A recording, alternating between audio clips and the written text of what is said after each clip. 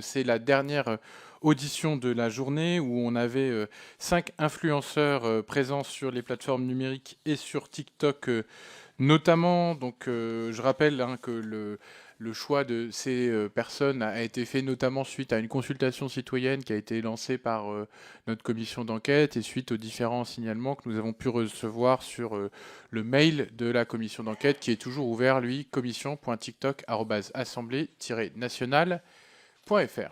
Alors, je rappelle aussi que notre commission d'enquête n'est pas un tribunal. Je tiens à le dire, c'est important. On n'est pas là pour juger, on n'est pas là pour punir, on est là pour comprendre, utiliser et faire en sorte que nous produisions la meilleure régulation possible.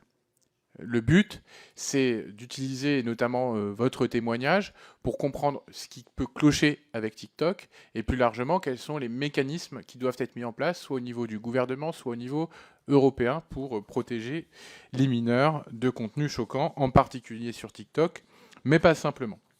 Donc aujourd'hui, c'est donc Monsieur Nasser Sari qui est Nasdaq qui est ici et qui a par ailleurs annoncé ce week-end, il me semble, suspendre ses réseaux sociaux, mais vous aurez l'occasion, monsieur, de nous le rappeler.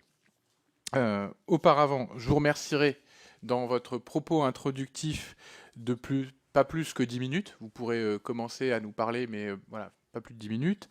De déclarer tout lien, tout conflit d'intérêts, donc tout ce qui est lié à vos rémunérations qui viendraient des plateformes, notamment par exemple la part que TikTok peut représenter dans votre rémunération globale, essayer de nous donner ou d'estimer un peu la dimension de ce que ça peut représenter TikTok pour vous en revenus.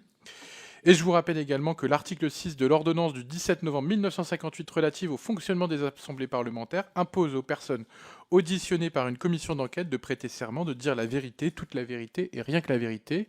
C'est pourquoi je vous invite à allumer votre micro devant vous, à lever la main droite et à dire « je le jure ». Je le jure. Merci. Donc, vous pouvez commencer votre propos liminaire en commençant peut-être par nous expliquer voilà, quelle part TikTok représente dans les revenus que vous pouvez percevoir et voilà, comment ça s'organise tout ça. Bon, bah, écoutez, tout d'abord, merci pour votre invitation. Je vous le dis en toute honnêteté, c'est pas facile pour moi de me retrouver devant tant de personnes qui me regardent. Pour répondre à votre question, TikTok, pour moi, en termes de rémunération, c'est rien, quasi rien. J'ai presque jamais touché d'argent. Genre, c'est vraiment. Si je devais donner un pourcentage sur mes autres rémunérations d'autres réseaux, je pense que ça représente 0,1%. Vous pouvez nous donner un peu une idée de comment ça se structure, vos rémunérations Sur TikTok? et sur TikTok et de manière générale, en volume, enfin, Même sur comprenne les autres ce que ça plateformes. représente, Même sur les autres ouais, plateformes. ouais, qu'on Ok. comprenne le modèle économique en fait. Mais là, genre, je dois vous donner le salaire de mes autres plateformes. Pas précisément, mais Je suis venu globalement, ici en pour ordre de répondre grandeur. sur une commission Pardon? sur TikTok. En fait, on fait une commission d'enquête sur TikTok, mais on veut comprendre en fait plus largement le modèle économique des réseaux sociaux et ce qui fait que où est-ce que vous gagnez de l'argent en fait, par quel biais en fait. Moi, déjà, je suis pas TikToker, même si j'ai plus de 3,7 millions de followers sur TikTok. Moi, principalement, ma source de revenus, elle vient de Snapchat. C'est un autre réseau. Je gagne mon argent là-bas. Et sur TikTok, comme je vous ai dit, j'en gagne très peu. Ensuite, les plateformes comme Instagram, très très peu aussi. Majoritairement, ça vient de Snapchat. Et c'est pour ça Et qu'aujourd'hui, par quel biais c'est une rémunération à la vue sur Snapchat ou oui, à la vue. ouais, Et aussi dû à mes placements de produits. d'accord. Mais 80% de mes placements de produits aujourd'hui, si ce n'est plus, sont faits de manière. Enfin, c'est gratuit. Je partage beaucoup des commerces de proximité. Sur Snapchat, on a ce qu'on appelle la monétisation. C'est plus on va faire de vues, plus on va faire d'audimat, et plus on va gagner d'argent. Après, permettez-moi de rester transparent sur ça. J'ai le droit. Oui, bien Je sûr. dois Vous dire pouvez ma dire ce taille. que vous voulez. Non, non. Vous êtes libre. Non, Hein. mais dites-moi. Vous êtes libre de dire tout ce que vous voulez. Et sur TikTok, je sais que c'est des vidéos de plus d'une minute qui sont rémunérées. Je suis désolé, je préfère vous prévenir directement. Je ne suis pas du tout un expert de TikTok. J'ai des millions de followers dessus sur la plateforme, mais je ne suis pas un expert de TikTok. Et sur TikTok, c'est les vidéos de plus d'une minute qui sont rémunérées, ou les lives. Les lives quand des gens font des dons. Et moi, à mon actif, je crois que j'ai qu'une petite soixantaine de vidéos sur TikTok. J'ai créé un compte, je crois, c'était en 2020, fin 2020. Je pense que voilà, en 4 ans, j'ai fait que... Non, deux vidéos de plus d'une minute, et j'ai dû lancer peut-être 10 lives. Pour être encore plus transparent, je pense que j'ai pas dépassé la barre des 5 000 euros sur TikTok en 5 ans. Merci. Est-ce qu'il y a d'autres choses que vous voulez nous dire dans votre propos liminaire ou on passe directement aux questions de Madame la rapporteure? Bah, j'aimerais appuyer sur le fait que je suis un Snapchatter. TikTok, j'y vais plus en tant qu'utilisateur que créateur de contenu. Même moi, je suis victime du succès de TikTok. C'est bien noté. Madame la rapporteure. Micro, merci. Merci beaucoup. Merci de votre présence. En effet, j'entends bien que vous avez assez peu de contenu, en tout cas que vous ne privilégiez pas TikTok, mais nous, ce qui nous intéresse de savoir, c'est en effet pourquoi vous êtes rendu sur cette plateforme. Qu'est-ce que vous voyez comme différence sur TikTok par rapport aux autres, notamment dans les contenus qui sont peut-être mis en avant. Vous voyez, on a beaucoup travaillé sur l'algorithme et sur le fait qu'ils mettent... l'algorithme a tendance à mettre en avant des contenus qui peuvent être des contenus un peu chocs, parce que c'est ça qui fonctionne évidemment, qui retient l'attention du public de manière générale et du jeune public. Bah, c'est beaucoup d'experts qui nous l'expliquent. Mais vous pourrez, d'ailleurs, si vous n'êtes pas d'accord, vous pourrez tout à fait me répondre là-dessus. Et j'entends aussi qu'il y a peu de contenu de votre part sur TikTok. Pour autant, vous êtes en effet suivi par 3,7 millions de personnes. Et je voulais savoir un petit peu si vous aviez une connaissance de votre communauté. C'est-à-dire, est-ce qu'il y a beaucoup de jeunes et particulièrement beaucoup de mineurs, parce que vous savez que notre commission d'enquête, elle se centre vraiment sur les mineurs. Donc, est-ce que vous avez, que ce soit dans les messages qui vous sont envoyés ou peut-être une façon de savoir s'il y a beaucoup de mineurs dans votre communauté? Vous avez posé énormément de questions. Je vais essayer de m'en souvenir. Ok, d'accord. De base, moi, comme je vous ai dit, j'avais créé un compte, mais j'étais un simple utilisateur et pas un créateur de contenu. Mais c'est quand j'ai vu que toutes mes vidéos sont relayées sur TikTok et qu'elles prenaient des fois même plus d'ampleur que sur mon réseau principal qui est Snapchat, je me suis dit pourquoi pas me lancer. Écoutez, TikTok, je vais utiliser des termes de créateur de contenu, hein. Pour percer, TikTok c'est un tremplin. Pour booster ses vidéos, TikTok c'est un tremplin.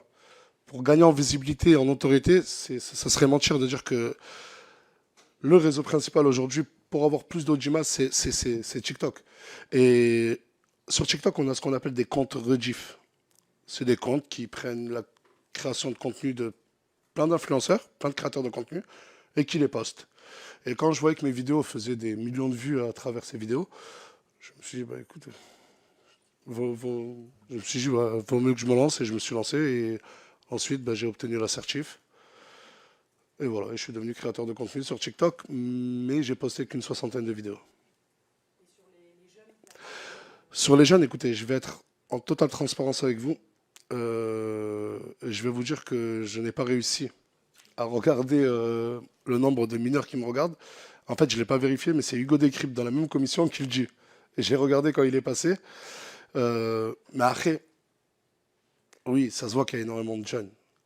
L'écriture, la manière d'écrire, les commentaires, on voit bien que c'est un gamin de 14 ans ou 15 ans qui a écrit.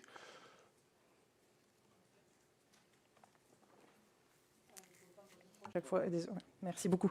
Et ma question, ce sera donc, est-ce que vous considérez que sachant qu'en effet, il y a probablement beaucoup de mineurs qui vous suivent, et sachant qu'en effet, vous le savez, même des mineurs en dessous de 13 ans, même si 13 ans est normalement l'âge à partir duquel... Non, mais je sais bien que vous n'avez pas le détail, mais on peut supposer, si vous voulez, votre nom, il est beaucoup ressorti dans le questionnaire qu'on a envoyé, l'enquête publique qu'on a lancée, et qui a été, voilà, qui a eu beaucoup de succès, et parmi les personnes qui ont répondu, beaucoup de jeunes, et on voit bien que votre nom, il ressort beaucoup, donc sans doute que vous êtes en effet assez connu et donc assez regardé chez les jeunes, parfois chez les très jeunes. Et donc, est-ce que vous considérez que votre contenu, il peut voilà, être abordé par des mineurs et par des très jeunes en particulier? Moi, en fait, je ne le vois pas avec des stats. J'ai encore la chance de vivre en France, plus précisément à Perpignan, dans mon quartier à Saint-Jacques, quartier Saint-Jacques. C'est là-bas où je me suis fait connaître, c'est là-bas où j'ai commencé mes vidéos. Ça fait maintenant 6 ans que je suis sur les réseaux sociaux et que je suis créateur de contenu. Et je vois énormément de familles. Il y a autant de papas et mamans qui prennent des photos avec moi que de jeunes enfants. je le reconnais. Ensuite, moi, je le vois aussi par rapport à, vous pouvez le voir dans la presse, hein, bien avant cette commission, énormément de jeunes mineurs qui fuguent de leur ville pour venir à Perpignan. J'ai vu des enfants de 10 ans. J'ai vu des enfants de 10 ans, 11 ans, à 2 heures du matin en train d'attendre au quartier Saint-Jacques, en train de dire je veux voir Nasdaq. Ah ben oui, je suis en train de vous le dire. Et j'ai déjà répondu avant à la presse, pas aujourd'hui, mais dans de nombreuses interviews, sur mes réseaux. C'est devenu aussi un fléau pour moi. Vous savez, mon adresse, elle a fuité sur Internet. On a tous les jours entre 200 et 300 personnes qui viennent devant la maison, sans compter les milliers de personnes qui viennent. En effet, moi, quand, en tant que rapporteur, reçu un certain nombre de mails de personnes, alors c'est pas forcément le sujet, c'est un sujet connexe, mais de personnes de votre quartier qui aussi se plaignent des effets collatéraux, on va dire, de ce qui se passe chez vous. Mais donc vous êtes quand même indirectement responsable de ces jeunes qui viennent, parce que s'ils viennent, c'est qu'ils ont bien vu que d'autres jeunes auparavant étaient venus et avaient obtenu l'hébergement, de l'argent, une notoriété peut-être. Donc vous êtes quand même responsable de ça. Non, oui, je reconnais, je reconnais que j'ai une part de responsabilité, mais il faut voir les vidéos que je fais. Quand moi, un gamin de 10 ans vient au quartier Saint-Jacques, et j'appelle de suite, premier réflexe, sa maman. Et quand sa maman me dit, gardez-le avec vous, il vous aime trop. Vous ne pensez pas que les parents ont une part de responsabilité? Écoutez, je vous ai beaucoup écouté, enfin très peu, pour vrai dire, je vous ai pas... Juste là, avant de venir, je vous ai regardé, mais j'ai l'impression qu'on parle très peu des responsabilités des parents. Vous savez, moi je suis papa aujourd'hui. Ça fait 1 an que mon fils est né. Je pense que si mon fils, à l'âge de ses 15 ans, il va aller voir une star, une personne influente, je ne le laisserai pas. Je suis tombé, et je le jure, j'ai juré, j'ai fait serment, je ne peux que dire la vérité. Je suis tombé sur des cas par centaines où des parents me disent garde-le. Est-ce que vous trouvez ça normal? Et oui, j'ai cette part de responsabilité, je filme. Mais il faut voir ensuite la morale. Il y a toujours une morale dans les vidéos. Je dis, je le redis, et vous pouvez aller vérifier. Arrêtez. Ne venez pas. Arrêtez de croire au rêve Nasdaq. Et parmi les personnes, j'ai pris les personnes... Écoutez, je viens d'un quartier, c'est un des quartiers les plus pauvres de France. Laisser une gamine, je ne sais pas moi, de 17, 18 ans, à 3 heures du matin au quartier, sa mère me supplie de l'héberger et demain de lui prendre un train, je le fais. Et j'appelle les parents et je demande si ça peut servir comme exemple. J'ai ce côté généreux-là, avec ou sans réseaux sociaux. Vous savez, moi j'ai commencé, j'étais gardien d'immeuble. Je touchais un peu moins de 1 200 € le mois. Et vous pouvez aller demander au sein de mon quartier, je redistribuais déjà mon argent, j'aidais déjà les gens de mon quartier. Mais je ne savais pas en aucun cas que ça allait faire un effet boule de neige. Et c'est pour ça que cette dernière année, j'ai ralenti énormément, énormément sur les vidéos, sur les dons. Je le fais, mais je ne le filme plus. J'ai cette responsabilité, oui, mais derrière mes vidéos, je le dis, arrêtez de venir. Je l'ai dit, et comme je vous l'ai dit, vous pouvez aller vérifier. Mais il y a aussi, je suis désolé, mais une responsabilité parentale. Moi, ces gamins, je suis ni leur père ni leur mère. Et si le papa et la maman pensent que c'est normal que leur enfant de 14 ans soit à 600 km de chez eux, qu'il ait fraudé le train, ça aussi c'est alarmant. Et eux aussi ont leur responsabilité. Alors, c'est peut-être l'histoire dans l'histoire, mais il y a aussi beaucoup de jeunes qui sont des jeunes de foyer, donc qui relèvent de l'aide sociale à l'enfance. Donc, ça leur fait genre une espèce de double peine, de double désillusion, c'est-à-dire qu'ils ont à la fois dû subir des choses, de la part de leurs parents, et ensuite se retrouvent à être aérés dans les rues et dans votre quartier pour essayer peut-être d'obtenir quelque chose. Ça reste quand même un vrai sujet problématique, et donc vous en avez conscience. Mais qu'est-ce que vous faites? Si d'une main vous dites qu'en effet c'est pas bien, qu'ils doivent pas devenir, mais de l'autre vous continuer à alimenter cette espèce d'espoir, on voit bien que c'est peine. Non mais, madame, je ne vais pas arrêter de vivre. Je ne vais pas arrêter de créer du contenu. Écoutez, moi, j'ai une responsabilité, je l'assume pleinement. Je demande, et je vous l'ai dit, je prends parole devant des millions de personnes. Vous savez, je ne m'en vante pas en toute modestie, en 1 heure, je tourne entre 2 et 3 millions de vues sur Snapchat. Je peux vous le montrer. Et devant ces millions de personnes qui me regardent, je reçois aussi énormément de vagues d'insultes. Quand tu veux plus aider, tu as changé Nasdaq, je reçois une vague d'harcèlement. Mais je m'en fous. Je fais, je dis. Et à Perpignan, il y a même une équipe d'amis qui m'entoure. Appelle la police. Appelle la police. Quand il y a des jeunes qui viennent, la police me disent, Nas, est-ce qu'ils montrent des photos? Je leur dis, ouais, il était là ce matin. Mais c'est pas pour autant que je vais... Écoutez, avant que ça devienne un fléau, je le faisais déjà. J'aime aider, en toute modestie, je suis généreux. Je vous l'ai dit, j'ai ralenti. Entre il y a 3 ans et cette dernière année-là, j'ai peut-être ralenti à 80-90%. Et c'est pour ça que je me suis même isolé dans une villa. Mais j'ai fait. Aujourd'hui, vous me dire que je le condamne, mais je continue. Non, je le condamne et je ralentis. Mais je ne peux pas m'arrêter. Dans ce cas-là, sinon on accuse tout le monde de tout.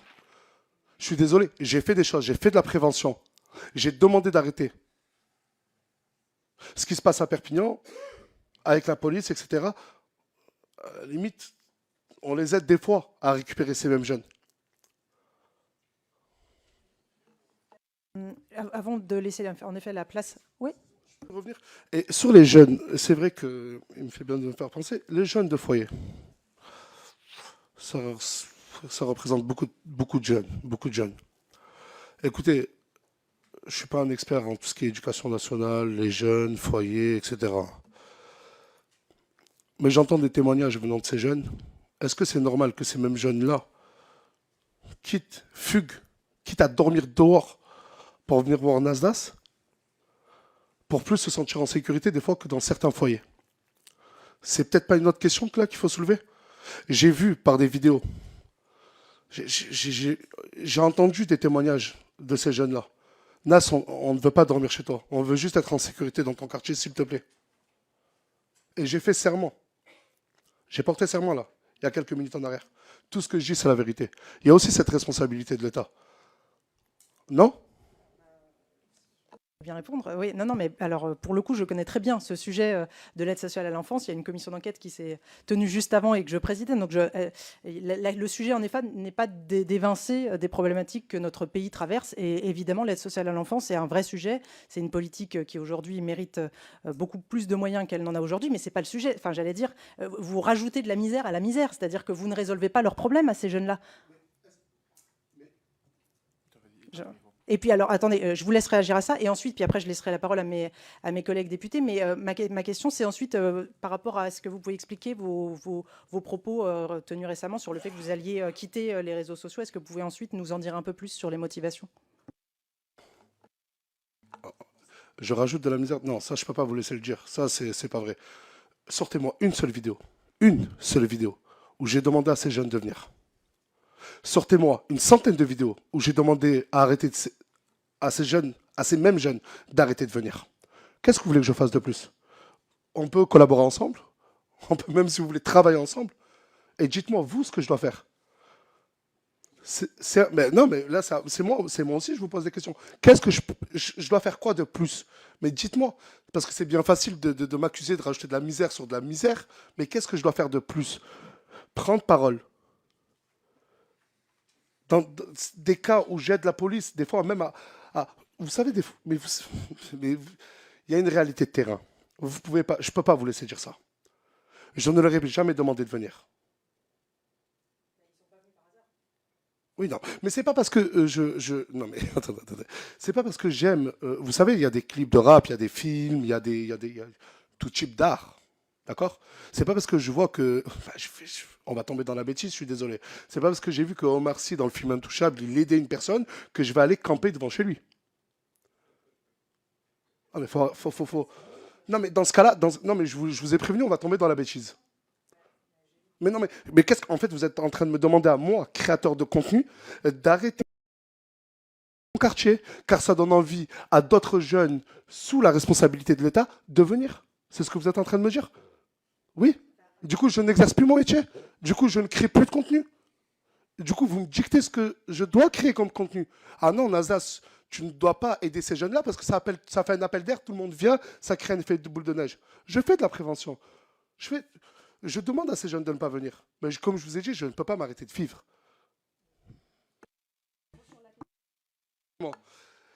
Et l'année dernière, au mois de juin, pareil, identique, j'avais fait une pause de... Vous savez, moi, ça fait 6 ans que je suis sur les réseaux sociaux. Et c'est pas facile. Il y a beaucoup de créateurs de contenu qui sont passés avant moi.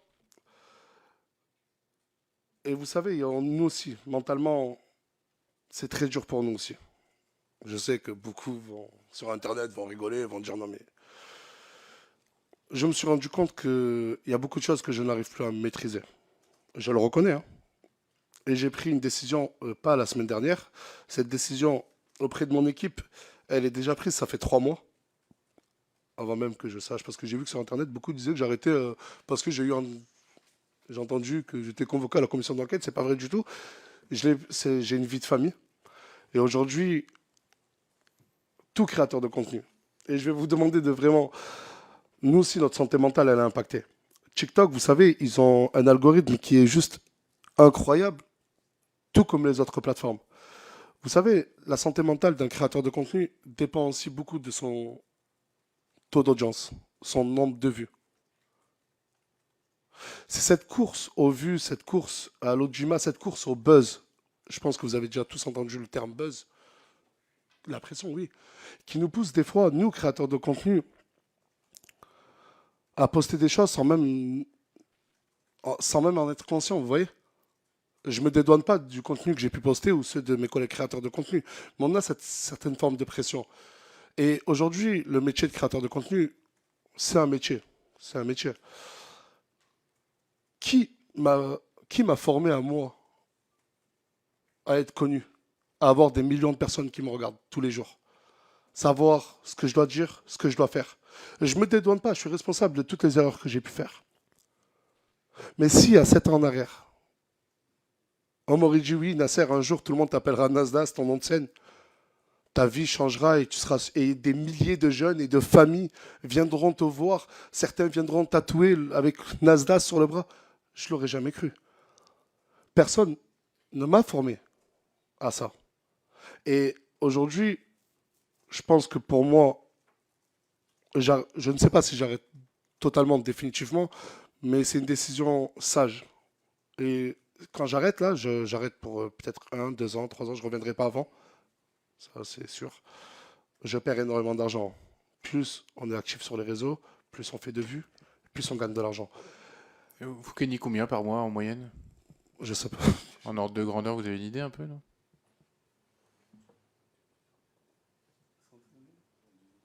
Après, c'est un chiffre d'affaires. Ouais. Ça ne vient pas dans ma poche. Mais en CA, en chiffre d'affaires, ouais, on est à des centaines de milliers d'euros. Des centaines? Ouais, Quelques centaines. ouais, Et vous? Moi, le salaire net d'un député, après impôt, c'est à peu près 5 000 euros. Ouais. Et puis j'ai vu à l'extérieur et j'étais étonné, vous avez des chauffeurs. Alors, c'est des chauffeurs partagés. Il y en a une dizaine pour toute l'Assemblée qui font uniquement. Non, mais de la c'est pas un dépose. défaut, c'est pas un Non, mais défaut, c'est pas une accusation. Je vous annonce, comme ça vous saurez. Voilà, il y a, Je l'ai vu, j'ai posé la question il et y a on une m'a dit que dizaine c'était de vraiment vos chauffeurs chauffeurs. pour l'Assemblée nationale, mais en fait, pour 577 députés, et ils font de la dépose, mais finalement, voilà, c'est pas nos chauffeurs individuels. Désolé. Mais aujourd'hui, Par contre, on va passer la parole, sauf si vous vouliez dire une dernière chose avant qu'on mais non, passe aux sur ma collègues. pause, j'ai vraiment besoin de prendre du recul, chose que je n'ai pas encore réellement fait, et de savoir ce que je veux et ce que je veux représenter. Au début, Nasdaq, c'était un surnom, mais ça restait quand même moi. Aujourd'hui, Nasdaq, c'est devenu un personnage. Très vite, les créateurs de contenu, on ne sait même plus ce qu'on veut, ce qu'on représente. Et c'est vrai, on tombe dans une tourmente. Et là, je défends aussi ce métier-là de créateur de contenu. Et moi, je dirais qu'il faudrait plus d'encadrement. Pas sévère, pas des punitions, mais ça vous fait sourire, monsieur le député? Ça vous fait sourire? Je vous parle de la santé mentale des créateurs de contenu. Excusez-moi, je vous demande pas de me faire de remarques. Vous êtes ici en audition. Mais vous souriez pendant que je parle. C'est pas une remarque, c'est Excusez-moi, déplaisant mais pour moi. je suis pas. C'est pas par rapport à vous, Ah, d'accord? autant pour moi, Voilà. autant pour moi. Donc je vous remercie de continuer votre propos. Voilà. Ok. Bon, bah écoutez, sans faire. Autant pour moi. Alors, j'avais une demande de Monsieur Diawara.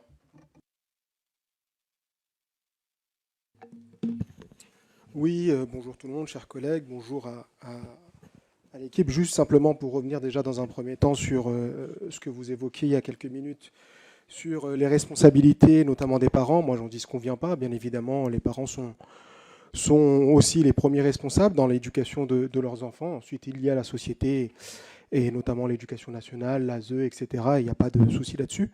Cela étant dit, en raison notamment de la viralité de vos réseaux sociaux, je pense que, en quelque sorte, comme me disait un médecin, on peut parfois, à travers un certain nombre de médicaments, être le poison et l'antidote à la fois.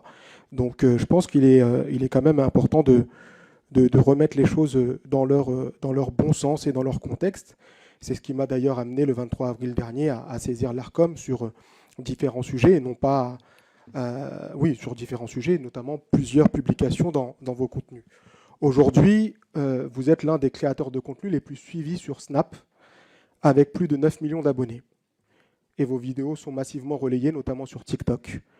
Votre audience est majoritairement jeune, souvent issue de milieux populaires, parfois même très précaires.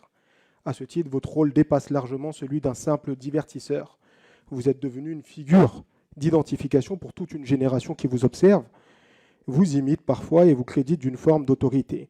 À vos débuts notamment, puisque certains de mes collaborateurs notamment vous suivaient, en tout cas c'est ce que j'ai cru comprendre, vos contenus visaient à montrer une image positive et festive de votre quartier que vous avez cité tout à l'heure, contribuant à redonner notamment de la visibilité à des territoires trop souvent stigmatisés. Mais force est de constater que votre ligne éditoriale a profondément évolué avec le temps. Aujourd'hui, votre production repose de plus en plus sur une mise en scène assez violente, qu'elle soit physique, psychologique ou symbolique. On y voit des personnes souvent vulnérables, filmées dans des situations de mise en concurrence assez dégradantes, de mots-clés répétés, d'encouragement à des comportements parfois même discriminatoires et misogynes. Et j'en ai même été, puisque j'en avais vu un et j'ai été particulièrement heurté par celui-ci, et certaines d'entre elles semblent psychologiquement fragiles, socialement dépendantes, voire financièrement sous emprise. Et là, j'aimerais revenir sur ce que vous disiez sur l'ASE également. Vous avez raison, l'État est le pire parent des jeunes et des enfants, notamment placés à l'ASE. Ça, c'est une réalité, personne n'en disconvient. Et Madame la Présidente l'évoquait tout à l'heure. Cela étant dit, comme je disais tout à l'heure, pour moi, vous êtes en quelque sorte aussi parfois dans cette position du poison et de l'antidote. Dans le contexte en question, puisqu'on me presse un peu, permettez-moi de vous poser quand même 2-3 questions. Avez-vous conscience, justement, et vous l'avez dit aussi, de l'influence que vous exercez sur cette jeunesse ? Avez-vous conscience que vos choix de mise en scène participent justement à façonner parfois durablement leur rapport aux autres, notamment à la violence à l'égard des femmes, de la réussite sociale, etc. Et au regard de cette influence, êtes-vous prêt à assumer la responsabilité qui découle de votre exposition publique, non pas seulement en termes de notoriété et de rentabilité, mais en termes d'exemplarité et d'impact social? Je vous remercie.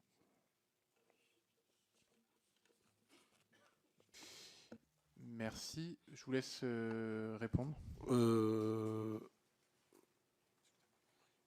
Vous avez parlé énormément longtemps. Et alors, est-ce que vous pouvez résumer vos questions en 10 ?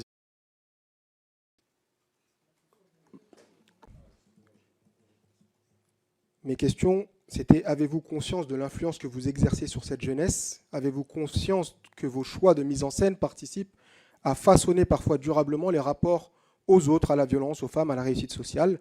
Et enfin, au regard de cette influence, êtes-vous prêt à assumer la responsabilité qui découle de votre exposition publique, non pas seulement en termes de notoriété ou de rentabilité, mais en termes d'exemplarité et d'impact social?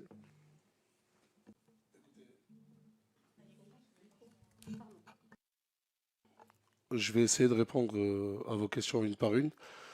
Bien sûr que j'ai conscience de la responsabilité de mon influence envers les jeunes, mais vous dites que je suis très suivi par les jeunes, mais il me faudrait des chiffres. Vous en avez?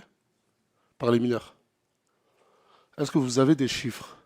Parce que c'est bien beau de tenir des beaux discours, mais est-ce que vous avez des chiffres? Moi, j'en ai. Sur Snapchat, mon réseau principal, à plus de 87%, c'est des majeurs. Et ma plus grosse communauté, c'est les 25-36 ans. C'est bien beau d'insinuer que je ne suis suivi que par des mineurs, etc. C'est ici. C'est en direct. Et moi, écoutez, quand je crée mon contenu, aujourd'hui, dehors, il y a eu ce fléau de pas que de jeunes.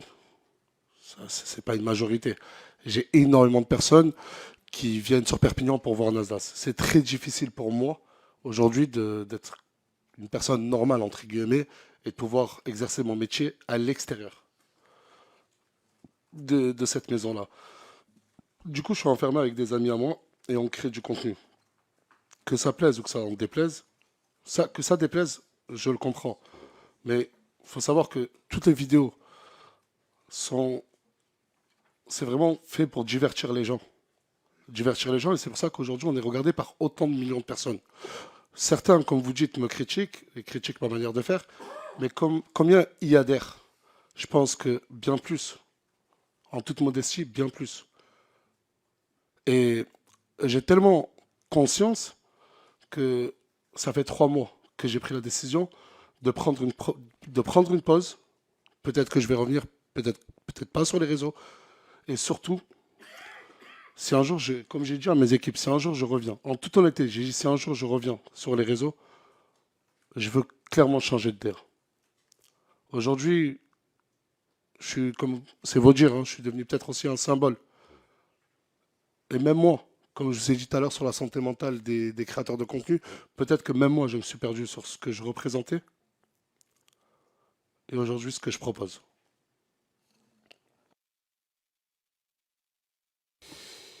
Alors, j'avais plusieurs demandes.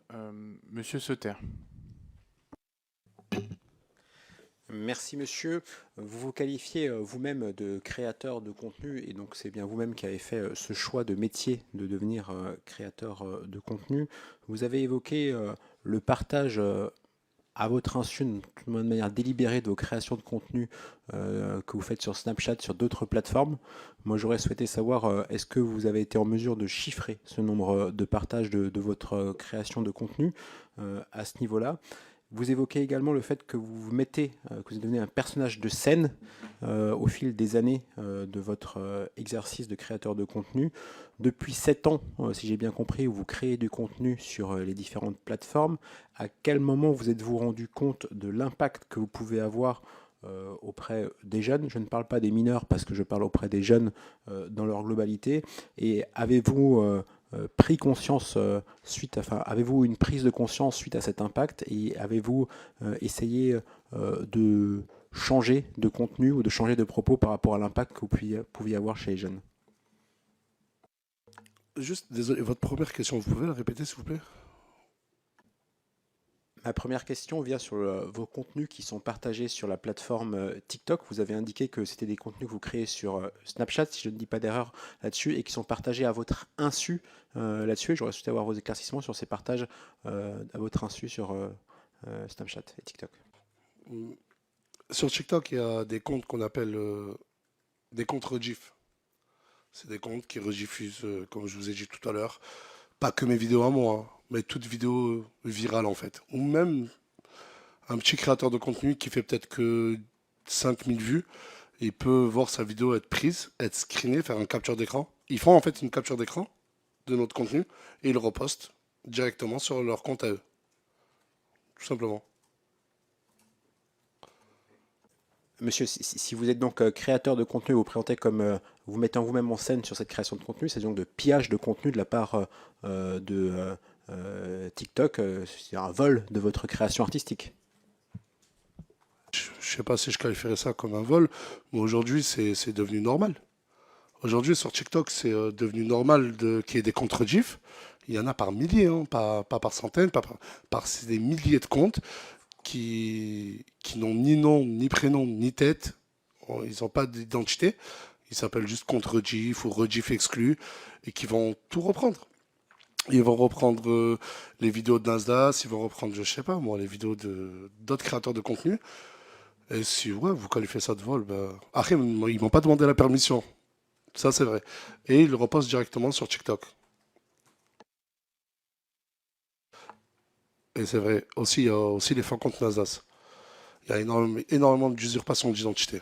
Mais ça, c'est pas que sur TikTok, c'est un peu de partout. Sur tous les réseaux.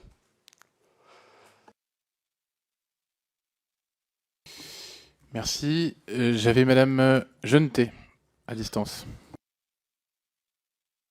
Oui, merci beaucoup, Monsieur le Président. Monsieur, j'ai bien écouté ce que vous avez dit. J'ai entendu dans vos propos d'abord une grande compréhension de mécanismes de fonctionnement des algorithmes des différentes plateformes. Vous avez exprimé une sensibilité à l'impact que ça pouvait avoir sur les jeunes. Vous avez même émis une forme de critique très policée, mais critique quand même vis-à-vis des parents dans l'utilisation que ces jeunes font de ces contenus. Donc j'ai bien senti, me semble-t-il, que vous aviez quand même quelques réserves, que vous comprenez l'impact de ces contenus et vous avez exprimé, moi, il me semble-t-il, quelques réserves justement sur l'impact de ces contenus. Alors ma question est très simple, puisque vous êtes créateur de contenu et que vous maîtrisez très très bien ces contenus, ces plateformes, pardon, quelles sont les recommandations que vous, créateur de contenu, feriez pour limiter les effets négatifs d'une plateforme comme TikTok sur des mineurs? C'est le thème exactement de notre commission d'enquête. Donc, quelles sont les recommandations que vous, créateurs de contenu, souhaiteriez faire? Je ne parle pas des parents, vous les avez évoqués. Hein. Au-delà des parents, là, on n'est pas sur les parents, sur le reste. Merci. Écoutez, merci pour votre question, mais c'est très compliqué d'y répondre. Aujourd'hui, malheureusement, il y a un impact. Oui, il y a un impact sur la santé mentale des jeunes, et pas que des jeunes aussi, des personnes plus âgées, que ce soit sur TikTok ou ailleurs. Mais malheureusement, je n'ai pas cette baguette magique et je n'ai pas cette solution miracle. La vraie question, la vraie question qu'on doit se poser, c'est pas un peu trop tard. C'est une vraie question qu'on doit se poser. TikTok, ça fait, je crois, plusieurs années là, Enfin, TikTok, c'est l'application la plus utilisée dans le monde. Et ça fait plusieurs années qu'elle l'est. C'est bien de réagir. Mais écoutez, il y a des solutions. Limiter le nombre d'heures, mais comment faire? Je ne fais pas votre métier. Et malheureusement, voilà, vous avez l'honneur d'être député ou d'autres, représentant de l'État. Mais c'est un problème bien... Je peux finir? TikTok, en gros, ça a pris une ampleur tellement grande. Je vous le dis, bon courage à vous. Si vous devez prendre des mesures, ça va pas être facile. Après, nous, créateurs de contenu, on a aussi notre part de responsabilité parce que nous, je vous le dis en toute honnêteté, notre objectif quand on fait une vidéo, c'est qu'elle soit regardée. Voilà. Moi, après, j'ai pris plusieurs mesures, mais sur Twitch, moi, je fais pas de live sur TikTok. J'en ai fait très, très rarement. Mais je me suis lancé sur les lives Twitch et je n'ai jamais lancé de live ou très rarement de live avant minuit pour faire en sorte qu'un maximum de mineurs puissent me regarder. Et ça, c'est vérifiable. Et voilà. Major. C'est bon, vous avez répondu. Ok. Monsieur Vermorel. Merci, Monsieur le Président. Monsieur Sarri, vous avez le devoir de signaler tout conflit d'intérêts à cette commission. Et donc moi, j'ai une question simple à vous poser. Est-ce qu'il y a des députés ici que vous connaissez? Et si oui, quels sont les liens qui vous unissent avec eux? Est-ce qu'il y a ici, dans cette salle, des députés que vous connaissez? Est-ce qu'il y en a certains avec lesquels? Et comment vous les connaissez? Et après, la deuxième question, j'aurais une deuxième question à vous poser sur le fond. Des députés que je connais, je vous ai vu à la télé. Mais est-ce que ça veut dire que je le connais? Je connais M. Delogu. Je l'ai vu à la télé aussi. Et après, attendez, laissez-moi regarder tous les visages. Non. Enfin, non. Non. Et pourquoi? On a été plusieurs, en tout cas moi je l'ai vu, à voir Monsieur Delogu vous orienter votre réponse sur les revenus tout au début, qui étaient les vôtres dans le cadre des réseaux sociaux. D'accord, mais donc c'était surprenant parce que nous-mêmes portons rarement, enfin voilà, avons rarement voilà une attention directe à l'égard d'un auditionné. Donc c'est pour cette raison, je pense. Bon, je suis désolé, je suis président de cette commission, on va reprendre le contrôle. Monsieur Vermorel, vous avez une deuxième question. J'ai une deuxième question à vous poser. On dit de vous que vous êtes le Robin des Bois digital, et que donc vous avez redistribué beaucoup d'argent. Est-ce que vous avez déjà distribué de l'argent à des mineurs? Est-ce que vous avez déjà distribué de l'argent à des partis politiques? Non, mais c'est quoi, c'est que... Alors, sur Monsieur, là, c'est que mais Monsieur Vermorel, vous pourriez je préciser vais vous pourquoi relire la commission, là, parce que là, excusez-moi. c'est un gay- c'est- Je vais demander de préciser pourquoi vous demandez sur les partis politiques et quel est le rapport avec la commission d'enquête. Non, mais donne-moi le papier, donne-moi le papier, s'il te plaît. Est-ce que vous pouvez être plus précis? Pardon. En fait, sur la question des mineurs, je pense que c'est dans le cadre de notre commission Ça, c'est d'enquête. sûr, ouais. Et comme par ailleurs, on vous prête des ambitions politiques, je voulais savoir si TikTok avait permis de rémunérer des partis Voilà. politiques. Voilà. Donc du coup, je pense qu'il y a peut-être une information qui m'a échappé, Permettez-moi, mais permettez-moi, voilà. mais je pensais qu'en arrivant ici, on est quand même à l'Assemblée nationale, c'est une première pour moi et c'est un honneur pour moi. Mais je pensais vraiment pas tomber sur des questions aussi floues que les vôtres. Enfin, non, mais on est à l'Assemblée nationale, c'est des questions précises. Qu'est-ce que un groupe politique? Écoutez, je n'ai jamais même fait de politique dans mes réseaux sociaux, d'accord? Je n'ai jamais versé d'argent à des groupes politiques. Monsieur le député, j'ai regardé un interview de votre part. Vous avez dit que ça n'allait pas être une punition pour nous. Mais c'est bien pire. On part sur des questions tellement hors Alors, sujet. Mais non, mais je vais qu'est-ce que le vous allez redire. dire? Non, mais on va Votre prochaine rester- question. excusez-moi, on va Laissez-moi rester terminer, très s'il vous plaît. Laissez-moi terminer. Mais est-ce que, excusez-moi, j'ironise, hein, mais c'est quoi la prochaine? Est-ce que j'ai financé l'armée du Tchad? C'est quoi? Non, Et on va bref, pour revenir pour à être la plus question sérieux, non, et mais- répondez à la. Donc, bon, sur la deuxième question, vous n'avez pas d'intention politique, on l'a compris. Sur la première question, c'était de savoir si vous aviez donné de l'argent à des mineurs. Pour revenir sur. Désolé, mais parce que je suis, Oui, non, je suis mais on va même un rester peu très- choqué de la très question. calme. Je vous le dis clairement, je ne connais pas votre nom, désolé. Je peux terminer? Monsieur va répondre sur les mineurs et après vous pourrez éventuellement rebondir, mais très rapidement parce que je veux pas que ça tourne sur un. Non, mais voilà, comme je dis, moi je suis étonné. C'est une Vous commission. répondez sur les mineurs, Non, vous mais, avez non, dit mais que vous je n'avez vais pas quand même d'intention répondre. Non, politique. mais parce que c'est quand même grave la question qu'il a pu poser. Mais, je veux dire, vous avez répondu, J'ai mon droit de réponse. vous avez pu répondre. J'ai accordé une interview où on m'a posé la question est-ce que des convictions politiques, pour moi, est-ce que j'en ai? J'ai dit que je ferais tout pour aider mon quartier, même si devenir éboueur, ça aiderait mon quartier. Si demain devenir, je ne sais quel rôle politique, je le ferai, quitte à être éboueur. Et je ne vois pas, et je le répète, vous êtes le président de cette commission, mais qu'est-ce que des questions comme ça viennent faire ici et quel est le rapport avec TikTok? Et pour répondre sur les mineurs, oui. Ça m'est déjà arrivé, monsieur, de prendre une vingtaine de jeunes de mon quartier, les faire nettoyer les rues, repeindre les murs remplis de tags et leur donner ce sens du travail, le goût de l'effort et de les rémunérer. 5 euros, 10 euros, 20 euros, grand max 50 euros. C'est vraiment des actions sociales que j'ai menées au sein de mon quartier. Parce que oui, la population là-bas se sent totalement délaissée. Totalement délaissée. On est des milliers d'habitants à Saint-Jacques. Et oui, par des actions sociales comme celles que je vous ai décrites, j'ai pu aider des jeunes. Tu nettoies le quartier, je te donne un billet de 50 euros ou de 20 euros. Oui, petit, tu n'as pas besoin de vendre de drogue. Oui, petit, tu n'es pas né, et c'est pas parce que tu as grandi dans un quartier que tu dois vendre de la drogue. Non. Il existe d'autres moyens. Vous savez, moi, les jeunes, les mineurs, les jeunes, excusez-moi du terme, mais vraiment, excusez-moi, qu'il y en a un devant moi, dans mon quartier, qui oserait insulter la France. Il y a les réseaux sociaux, il y a les vidéos. Mais ça ne s'arrête pas à ça. Il y a aussi le terrain. Et j'y suis. On va redonner la parole pour un rebond, monsieur Vermorel, mais on ne met pas une pièce dans la machine, s'il vous plaît. Merci, Monsieur le Président. Ce n'est pas pour remettre une pièce dans la machine. Je rappelle juste le cadre, Monsieur le Président. On est dans une commission d'enquête dont je suis membre. Il semble que les députés ont quand même le droit de poser des questions. Oui, non, mais il Et faut aussi passer la parole aux collègues et on arrive à la fin, donc je vous demande je termine de juste, pas... vous me laissez 30 secondes et je termine en 30 secondes. Je dis juste que je posais une question et que la personne qui était convoquée dans cette commission d'enquête était libre ou non de répondre à cette question, mais que j'étais dans mes droits de pouvoir le faire et je vous demande, Monsieur le Président, Bien de sûr. pouvoir garantir mes Non, droits de mais parlementaire. Voilà, C'est ce simple. que j'ai... Et si cette question ne posait Je ne aucun crois pas y problème, avoir fait obstacle, voilà, chers collègues. je vous remercie, Monsieur le Président. Poser des questions sur une assemblée, sur une commission TikTok, vous me posez des questions mais totalement hors sujet, mais comprenez-le. Vous en êtes membre, vous avez vous aussi des responsabilités. Monsieur Vermorel, Et il y a on vos arrête collègues le qui attendent tac au pour tac. poser des questions utiles à TikTok et utiles à la Monsieur santé Sarri, mentale des jeunes. je vais vous demander d'arrêter et on va passer à la personne suivante. J'avais Madame Balage qui avait demandé la parole il y a très longtemps. Merci, Monsieur le Président, Madame la rapporteure. Mes chers collègues, Monsieur Sarri, tout d'abord, vous avez voulu minimiser l'incidence de deux choses.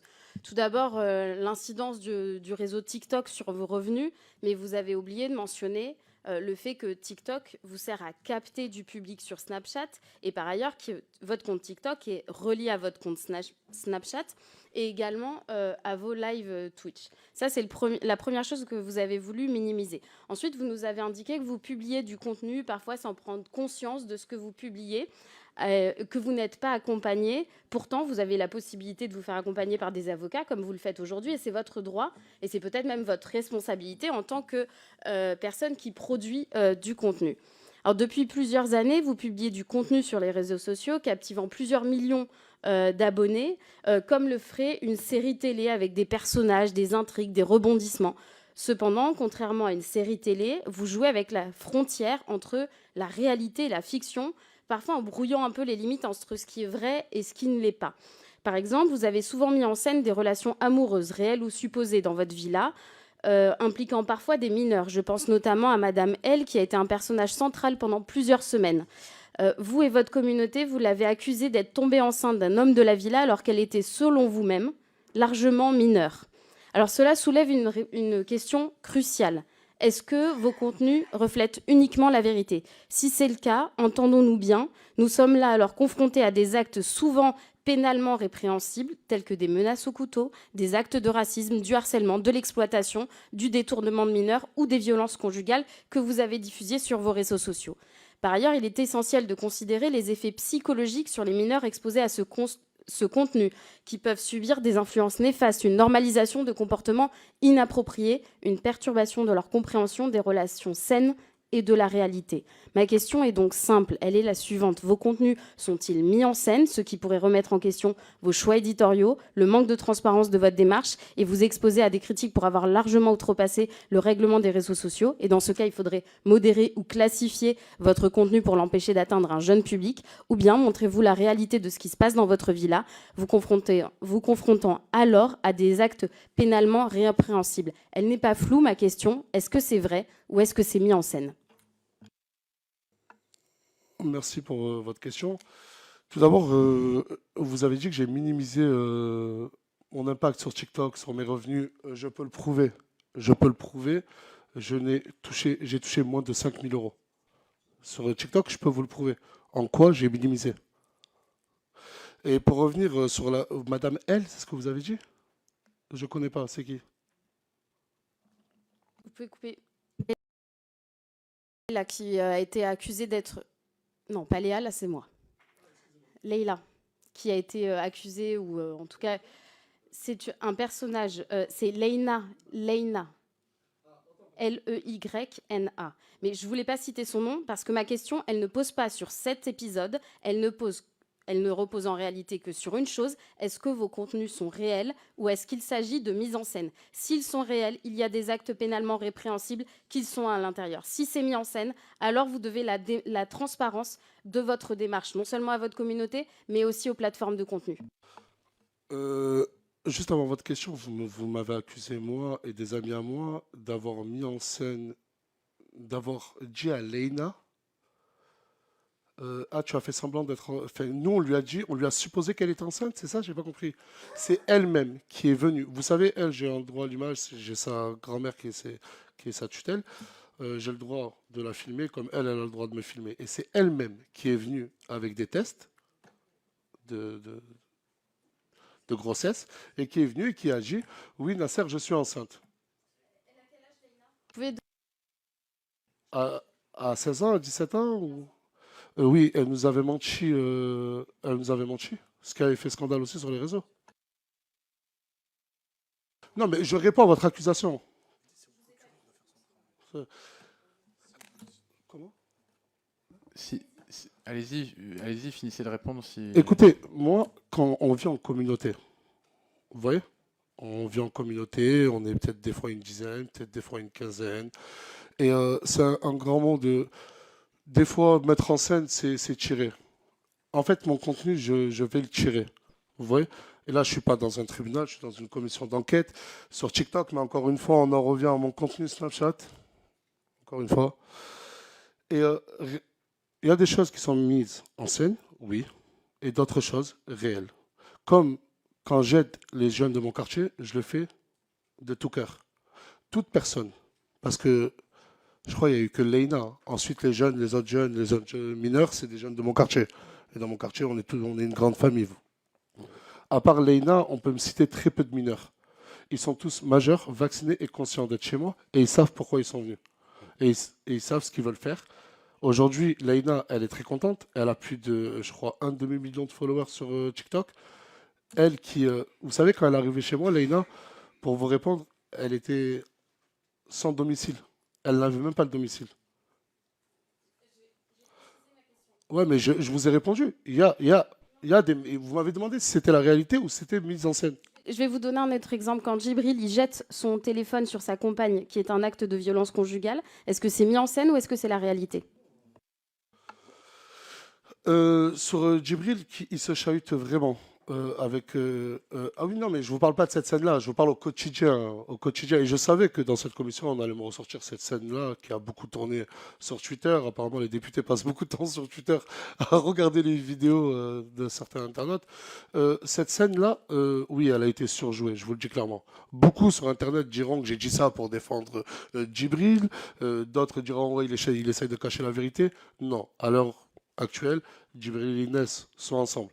Et il est hors de question que sous mon toit, sous ma responsabilité, il se passe quelque chose comme ça, et avec ma conscience, le filmer et le poster. Je sais quand même ce que je fais, je suis quand même responsable de mon contenu, et je ne vais pas m'envoyer à l'abattoir. Ok. Madame Balache, c'est bon, vous aviez eu votre réponse. Monsieur Vogetta, et après Monsieur Nuret. Merci, monsieur Sari. Oui, je suis ici. Non.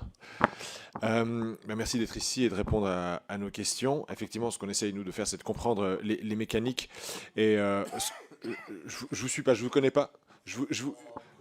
Alors, non, monsieur, s'il vous plaît, monsieur Sari, pas de dénigrement. Vous écoutez les questions des parlementaires. Je vous demande, s'il vous plaît. Alors, monsieur Sari, je ne vous connaissais pas jusqu'à aujourd'hui. Moi, j'avoue que je ne vous ai jamais vu sur les réseaux. Mais en revanche, en vous écoutant aujourd'hui, on sent que vous comprenez que vous avez une influence certaine sur les mineurs en particulier, puisqu'on en a parlé en particulier au début de votre intervention. Donc, ma première question, c'est si vous aviez la capacité, en appuyant sur un bouton, d'exclure de votre audience les mineurs qui ont moins un âge déterminé, 13 ans, 15 ans, 18 ans, est-ce que vous le feriez et quel âge serait le bon âge pour vous à partir duquel une personne devrait pouvoir regarder vos contenus? Première question. Deuxième question, sur les placements de produits, on n'en a pas parlé, mais ça fait aussi partie de vos revenus, j'imagine. Et j'ai vu par contre passer notamment une association de victimes de l'influence qui dit que parfois dans le passé, vous avez pu avoir certains placements de produits qui étaient problématiques, avec notamment des maillots de foot Ligue des Champions 2025 qui n'auraient pas été arrivés. Est-ce que vous êtes conscient éventuellement de certains problèmes avec des placements de produits que vous avez pu faire dans le passé? D'accord. Est-ce que vous êtes conscient de ces problèmes? Est-ce que vous connaissez les termes de la loi influenceur qui veut protéger les consommateurs? Est-ce que vous l'appliquez au quotidien dans vos placements de produits? Donc, c'est deux questions. Merci. Un âge parfait pour moi, pour mon Ojima, c'est tellement vaste. Minimum. C'est même pas que pour regarder mon contenu, mais même pour avoir des applications telles que Snapchat, TikTok, YouTube, parce qu'on retrouve de tout partout, dans n'importe quelle plateforme. Mais je dirais un âge minimum, déjà juste pour avoir TikTok, je me baserais sur 14 ans. 14 ans. En tout cas, moi, je vous parle de moi, mon fils. Moi, mon fils, je sais que peut-être après ses 15 ans, il pourra utiliser TikTok, mais pas avant. Après, peut-être que je ne suis pas encore un bon papa, il n'a qu'un an. Mais c'est vrai que si on parle de ma vie privée, j'ai un enfant, c'est un parfait exemple. Je ne le laisserai pas. Parce qu'après, il ne faut pas punir tous les jeunes. Aujourd'hui, TikTok, c'est aussi un endroit pour se relaxer. TikTok, on y va pour se relaxer. Ça a été créé pourquoi? Pour qu'on puisse scroller sur le fil d'actualité, regarder des vidéos, qu'elles soient de tout type. Il n'y a pas que des vidéos problématiques sur TikTok. Je ne suis en aucun cas l'avocat de TikTok, je préfère le dire. Mais sur TikTok, on voit aussi des vidéos où on apprend quand même pas mal de choses. Moi, je pense que c'est plus une question d'algorithme pour les jeunes, plus les ramener vers un contenu, on va dire, éducatif. Après, l'âge, si on interdit à ces jeunes-là TikTok, je sais qu'ils sont omniprésents. Après, je sais que l'ancien Premier ministre a fait une proposition de loi ou va faire une proposition de loi pour les interdire en moins de 15 ans. Après voilà, je ne suis ni Premier ministre, ni député. Et un âge parfait, ouais, je dirais 15 ans, peut-être 15 ans et demi, et centrer un algorithme. Après, sur mon contenu à moi, pareil. Pareil, c'est, je dirais, de 15-16 ans à largement plus. Mais aujourd'hui, après, moi, c'est une vraie question que je me pose. Vous savez que je peux aller sur TikTok ou sur d'autres applications, créer un compte et mentir sur mon âge. J'en ai 29, je peux dire que j'en ai 69. Non, mais c'est une réalité, ça aussi. C'est une réalité. Et peut-être être plus précis quand tu rends l'inscription. Je ne sais pas comment, je n'ai pas la solution. Je ne vais pas vous dire qu'il faut donner des pièces d'identité à TikTok. Je ne sais pas comment faire, mais être plus prévoyant sur ça. Et la deuxième question, c'était moi, il faut savoir que, pour revenir encore une fois sur mes rémunérations, moi, elles proviennent des plateformes directement et non des placements de produits. Les placements de produits, ça doit représenter... excusez-moi, j'ai cru que vous voulez parler. Ça représente même pas, je sais pas, on me demande de sortir des chiffres, mais là, je dirais même pas 5 à 8%. Comme je vous ai dit, j'en fais énormément. Un placement de produit, c'est pas obligatoire, c'est pas obligé. On peut le faire gratuitement et j'en fais énormément gratuitement. Comme l'a dit votre confrère, on m'appelait le Robin des Bois modernes. Si demain vous venez me voir, vous me dites que vous avez une boulangerie, j'aime bien votre pain, j'y vais, je fais un placement de produit. Sur les maillots de foot, Dieu merci, on me sort cet exemple-là, c'est un problème qui a été réglé. Je fais des millions de vues. C'est une personne qui s'est lancée dans la vente de maillots, une société, etc. Et à vrai dire, il ne s'y attendait pas à un tel taux de commandes. Il y a énormément de livraisons reçues. Et et je sais que tout le monde a reçu un mail avec maintenant un suivi et tous les maillots vont être reçus. Et bien sûr, il y a des lois. Nous, les créateurs de contenu, on les applique. Le hashtag publicité à chacune, même qu'elle soit gratuite. Hein. Si demain, je partage, je ne sais pas moi, votre boulangerie, je vais quand même mettre le hashtag publicité pour bien montrer à ma communauté que je suis en train de faire un placement de produit. Ok, merci de préciser ça, parce que c'est vrai qu'avec Stéphane Vogetta, on est très attentif, puisqu'on est tous les deux les auteurs de la loi sur l'influence commerciale, en fait. Voilà, c'est nous qui avons fait la loi sur le... Voilà, donc je vous apprends ça, mais je vous apprends peut-être aussi, et je le précise quand même, que les jeux concours, les cartes bancaires, les placements financiers, tout ça est strictement interdit et régulé. Voilà, depuis au moins 2 ans. Voilà. D'accord. Donc, il faut, par ailleurs, dès qu'il y a tout ce qui est lié à l'argent, ça doit être agréé, enregistré par l'AMF. Donc voilà, il faut avoir conscience de ça. Il faut des mentions obligatoires sur les jeux concours. Et on a pu voir sur certains de vos contenus, mais encore une fois, je le dis, on n'est pas là pour faire la loi. Je vous le dis juste pour la suite. La loi, elle dit, si on fait un jeu concours, il faut des mentions légales. Il faut un truc très précis. Sinon, c'est des jeux concours qui peuvent... voilà, Bon, on l'a respecté sur les jeux concours. Après, ensuite, avec le prestataire, il les respecte et il met les mentions légales. Bon. Mais ça, après, je vous dis la vérité, c'est pas moi, mais mon équipe qui s'en... Mais merci. Je préfère le préciser parce que il y a des gens qui suivent cette audition. Il faut aussi dire qu'il y a un cadre et que nul n'est censé ignorer la loi et que n'importe qui peut être avec des placements de produits problématiques peut être derrière condamné à ça. Il y a des personnes qui l'ont été d'ailleurs. Mais vous savez, monsieur le député, j'aimerais parler de quelque chose qui me tient à cœur.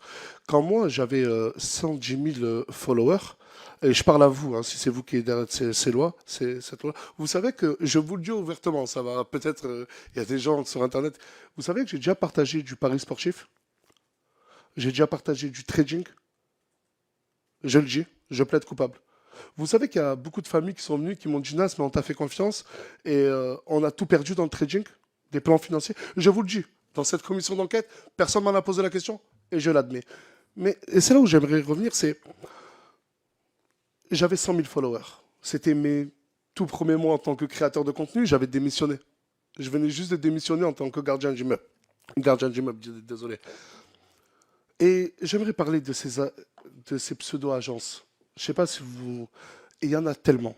Moi, j'arrête. Je me retire. Mais j'aimerais aussi tellement, mais tellement protéger aussi ces créateurs de contenu de ces agences qui viennent en costard, qui nous expliquent qu'ils connaissent très bien la loi, et qui viennent avec un beau discours, et qui, ces gens-là, m'ont fait à moi partager. Nul n'est censé ignorer la loi. Mais quand vous avez 22 ans et d'un coup des centaines de milliers de followers, et vous avez ces pseudo-experts qui viennent et qui se présentent à vous, Vous savez, ces gens-là passent leur temps derrière un ordinateur ou derrière un téléphone à détecter tous les nouveaux talents. Oh là là, lui, il a 80 000 followers, je vais l'approcher, je vais lui faire des placements de produits. À la fin, ça retombe sur le créateur de contenu. Mais pourquoi on ne tape pas sur ces pseudo-agences? Moi, j'ai eu la chance, en deuxième lieu, deuxième partie de ma carrière, d'avoir une agence très clean, très propre. Mais je vous jure que j'aurais aimé qu'on me protège de ces gens-là au début. Pour le coup, avec la loi influenceur, on a aussi responsabilisé les agences et elles sont pénalement co-responsables des contenus qui peuvent être publiés, des contenus problématiques. Je vous en remercie. Et ça, c'est une co-responsabilité marque, agence, influenceur. Donc j'invite vraiment tous ceux qui s'intéressent à ce sujet et ceux qui font des placements de produits à bien prendre connaissance du cadre légal, parce que derrière, en fait, si vous fautez, ça peut être jusqu'à 300 000 € d'amende, 2 ans de prison ou un certain montant du chiffre d'affaires. Alors, j'avais encore une demande de parole de Monsieur Lioré. Merci, Monsieur le Président. Monsieur Sarri, bonjour. Je suis René Lioré, député de la Côte d'Or. Et pour tout vous dire, un candide des réseaux sociaux, parce que Snapchat ou TikTok, je n'y vais pas. Je découvre aujourd'hui vos 3 700 000 followers sur TikTok et 9 millions sur Snapchat. Au-delà de, bien sûr, des gens qui vous suivent, vous avez une particularité, c'est que les gens désirent vous voir. Et ça, ce n'est pas le cas de tous les influenceurs. J'ai noté au début de notre entretien, vous avez cité un cas, bon, il y en a peut-être d'autres, mais c'est quand même pas la majorité, de jeunes qui quittent la maison à 100 km et les parents qui vous téléphonent pour vous dire « gardez-le ». D'autres qui viennent dans votre quartier en vous disant « ici, je suis bien, je suis en sécurité ». Ma question, moi, c'est qu'est-ce que vous représentez pour ces gens-là, d'autant qu'il y a des majeurs, hein, vous avez parlé de gens de 25, 30 ans, 35 ans. Qu'est-ce qu'ils attendent de vous? Comment on devient de Nasser Sarri à Nasdaq? Voilà. Et comment vous vous positionnez, vous? Quelle est votre image? Quelle est l'image que vous donnez à ces jeunes? Qu'est-ce qu'ils attendent de vous, en gros? C'est difficile, ma question, mais voilà. Oui. Qu'est-ce que vous apportez qu'ils ne trouvent pas dans leur milieu scolaire, qu'ils ne trouveraient pas dans un club de sport, qu'ils ne trouvent pas dans le milieu familial, dans la famille, enfin, toutes ces structures qui sont là pour encadrer les jeunes, et qu'ils trouveraient chez vous? C'est ça que j'aimerais comprendre pour mieux cerner votre personnalité, en fait. Écoutez, je pense que c'est les personnes qui sont là-bas, eux qui ont regardé mon contenu, ils savent que j'ai filmé mon quartier, que je filme mon quartier. Et vous savez que mon quartier, c'est un petit cocon familial où tout le monde s'aime bien, tout le monde rigole. Et là où j'ai eu mes torts, c'est de montrer que le côté positif de mon quartier. Donc tout le monde croyait qu'en venant, en arrivant là-bas, ça allait être bien au top parce que tout naturellement, j'essaie de cacher le côté néfaste de mon quartier, parce qu'il y en a. Il y a des cons partout. Et ces personnes-là, quand elles viennent, je vous parle à cœur ouvert sur des témoignages, je leur dis, mais pourquoi vous venez me voir? Ils me disent, on veut passer 24 heures avec toi, on veut... Aujourd'hui, c'est malheureux, mais énormément de jeunes, je pense, rêveraient de devenir influenceurs que députés.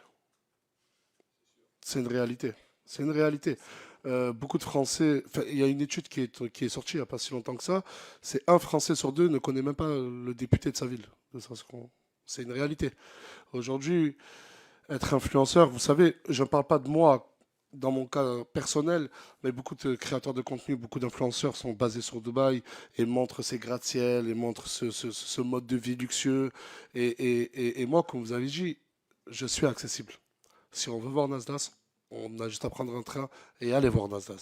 Et quand ils viennent, je le dis clairement pour les jeunes même qui sont au foyer, je représente un symbole de renaissance pour eux, d'une meilleure vie et surtout d'un meilleur avenir. Et c'est là où c'est là où je le regrette. Je le regrette d'avoir fait en sorte, on va dire indirectement, que ces jeunes-là viennent et croient en moi au lieu de croire en leur étude, croire en leurs parents, en leur éducation. Mais c'était pas voulu en fait. Moi, je voulais juste montrer une bonne image de moi-même et de mon quartier. Et à la fin, ça s'est transformé en fléau de jeunes qui venaient pour me demander clairement, Nasdaq, on veut avoir une meilleure vie. Et je vous le jure que par tous les moyens, et c'est énormément choquant, j'ai pu en aider. Jusqu'à en faire des burn-out, jusqu'à être hospitalisé. Mais j'en ai plus la force et aujourd'hui, c'est pour ça que j'ai pris cette décision il y a 3 mois de prendre du recul et d'arrêter les réseaux sociaux et de revenir avec une meilleure optique. En tout cas, je tenais à vous féliciter pour les lois que vous avez sorties, je n'étais pas au courant. Vous faites avancer le métier et merci à vous. Mieux vaut tard que jamais, on dira. Monsieur Delogu, je crois que vous aviez une question. Merci beaucoup, Monsieur Nasser Sari.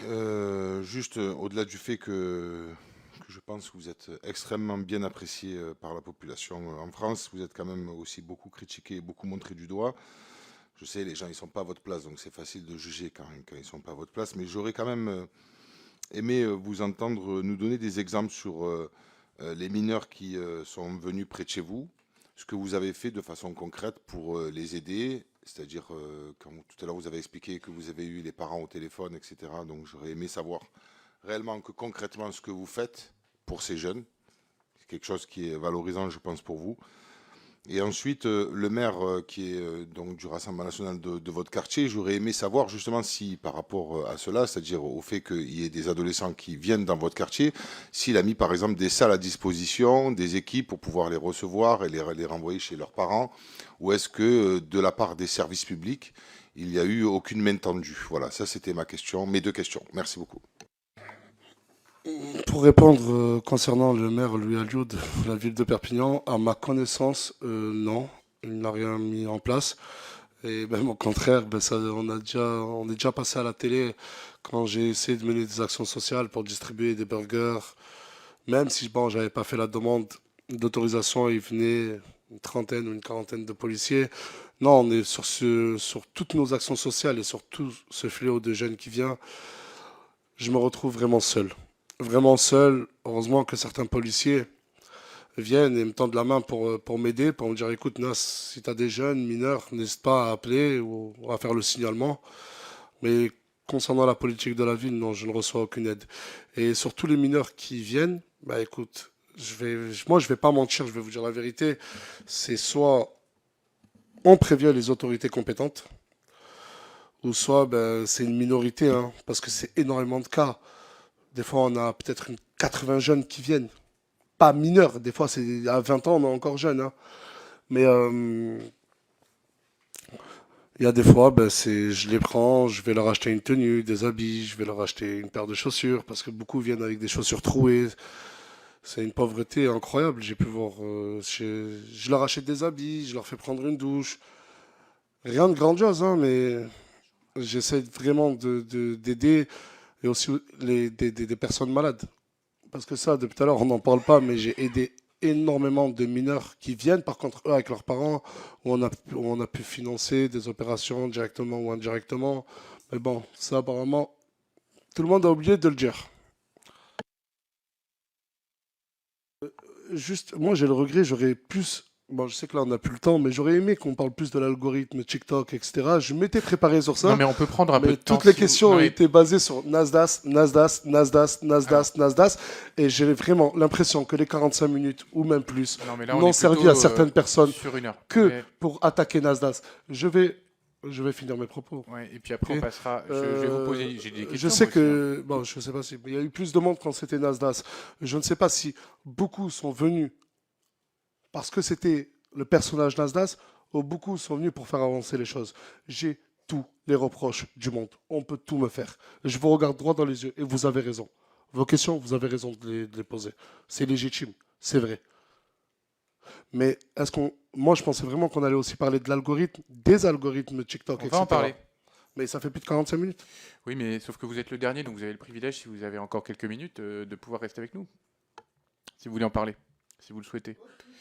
Voilà, donc vous souhaitez reposer une petite question, mais après, je poserai la mienne. Oui, une petite question et surtout une réaction, parce que, en fait, quand je vous écoute, et très sincèrement, il n'y a pas d'offense, il n'y a pas de piège, il n'y a pas de ceci ou cela.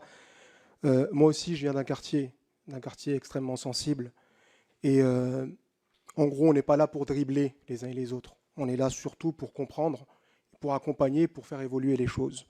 Donc tout à l'heure, c'est la raison pour laquelle je parlais de poison et d'antidote. Bien évidemment que je ne doute pas du rôle social que vous pouvez avoir dans les quartiers et notamment à Perpignan, c'est là d'où vous venez, et il y a beaucoup de choses que vous avez fait sur place, et j'en disconviens absolument pas, et mes collègues, c'est la même chose. Cela étant dit, il y a d'autres réalités que vous ne pouvez pas nier, d'accord, et qui impactent. Et c'est pour ça que j'ai posé la question de l'impact de votre viralité, parce que c'est la réalité, cette viralité-là. Donc il n'y a pas de Nasdaq, pas Nasdaq, ça aurait été quelqu'un d'autre, ça aurait été la même chose. Ce n'est pas une question de Nasdaq, c'est une question simplement de viralité. On ne va pas poser la question, et vous l'avez vous-même dit tout à l'heure, vous parliez de, à l'époque, quand j'avais 100 000 followers. Aujourd'hui, on n'est pas du tout dans les mêmes taux, dans les mêmes quantités de personnes qui vous suivent. Et il y a des choses qui sont positives, certainement, j'en doute pas. Moi, je n'ai pas Snap, donc je ne peux même pas vous dire. Moi, je me base uniquement sur les travaux qui me sont remontés. Mais encore une fois, ici, c'est une commission d'enquête, en fait. On n'est pas en jugement, on n'est pas en train de... On est simplement en train de poser des questions pour essayer de comprendre comment fonctionnent ces réseaux sociaux, comment fonctionne également, puisqu'on a interrogé, fut un temps, l'ARCOM également, puisqu'elle est censée jouer ce rôle de régulation à travers la télévision, mais également les réseaux sociaux. Et puis, étant donné que vous êtes un acteur majeur sur le territoire de réseaux sociaux, on vous pose des questions, mais il n'y a pas de questions pièges ou quoi que ce soit, juste qu'on s'entende et voilà. Bah écoutez, juste un dernier petit conseil, si je peux me permettre, pour essayer de faire avancer les choses, installez Snapchat. Et commencez à y aller. Et je pense que si vous installez les applications et que vous-même vous y allez, peut-être que les choses avanceront. On auditionnera les représentants de Snapchat après une dizaine de jours. Cette audition se tiendra, on n'a pas encore la date, mais elle est en cours de calage. Je vais me permettre de revenir sur ces logiques d'algorithme et de viralité, parce que c'est un peu de ça qu'il est question. Est-ce que vous diriez que le mécanisme des plateformes, la manière dont ça rémunère et la manière dont aussi l'algorithme va pousser des contenus choquants, encourage finalement des vidéos où on peut voir de la violence, des insultes, de la misogynie? Est-ce que c'est ça qui rapporte le plus finalement? Qu'est-ce qui rapporte comme type de contenu? L'algorithme, c'est tout simplement un centre d'intérêt. Vous savez, le soir, quand je suis couché avec ma femme, on n'a pas les mêmes pour toi. Vous savez ce que c'est les pour toi, je suppose. Sur TikTok, ma femme a ses propres pour toi. Elle, c'est tout ce qui est bébé, tout ce qui est maternité. Et moi, c'est tout ce qui est foot et jeux téléphoniques. Vous voyez? Mais pour répondre en toute sincérité, je vais le dire, ce que vous appelez de misogyne, de violent, etc., nous, on appelle ça des dramas. Sur Internet, sur TikTok, c'est des dramas. Demain, je le reconnais, je le dis, je l'ai constaté, un drama fera largement plus de vues qu'une vidéo qui explique, je sais pas moi, qui explique le comment fonctionne une commission d'enquête, par exemple, oui. ou la loi influenceur. Oui. Et donc ça rapporte plus d'argent de faire des dramas que de faire de la pédagogie. Mais totalement. Mais après, ça, tout dépend du centre d'intérêt de la personne. Moi, ma femme, elle ne tombe pas sur des dramas. Elle n'aime pas ça. Si les vidéos sont autant regardées, c'est que beaucoup de gens demandent à les regarder. Si demain TikTok les retire, vous verrez qu'ils chercheront dans d'autres plateformes des dramas. Beaucoup de gens, leur centre d'intérêt, c'est les dramas. Pour continuer, je vois que j'ai une demande de Madame Balage, mais sur l'interconnexion un peu entre les réseaux et la manière dont un drama sur une plateforme peut être repris sur une autre, copié, etc. Il y en a un qui a un peu fait le buzz dans vos réseaux, c'est quand vous demandez à deux jeunes filles laquelle est la plus belle, vous savez qu'il y en a une qui monte ses seins et non, je vous vois réagir. Non, c'est vrai, on est d'accord. Voilà. Donc, du coup, quand vous faites ça et quand vous filmez ça, est-ce que vous vous dites ce contenu il va buzzer? Est-ce que, parce que c'est quand même, pour le coup, ça a buzzé et ça a fait des millions de vues pour des gens et ça a rapporté de l'argent quand même. Il y a de l'argent derrière tout ça.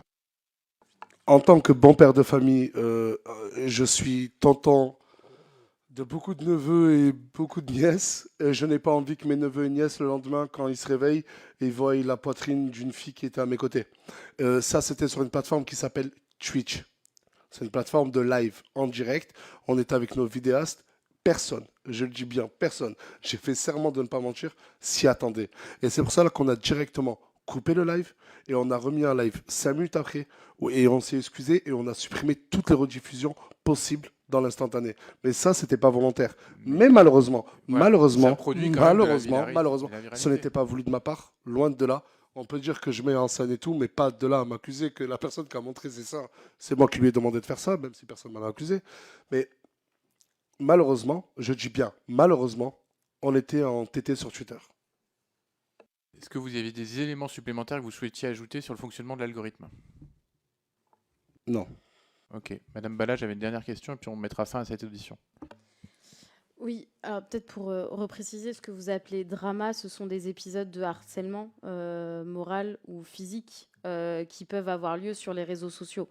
Quand on parle de personnes qui présentent plusieurs vulnérabilités, je ne parle pas de simplement vos contenus, mais quand on dit drama, c'est une manière de banaliser des actes de violence physique ou psychologique qui existent sur les réseaux sociaux. Ce ne sont pas des dramas, ce sont la répétition de propos à l'encontre notamment de personnes qui présentent des vulnérabilités, notamment des jeunes femmes.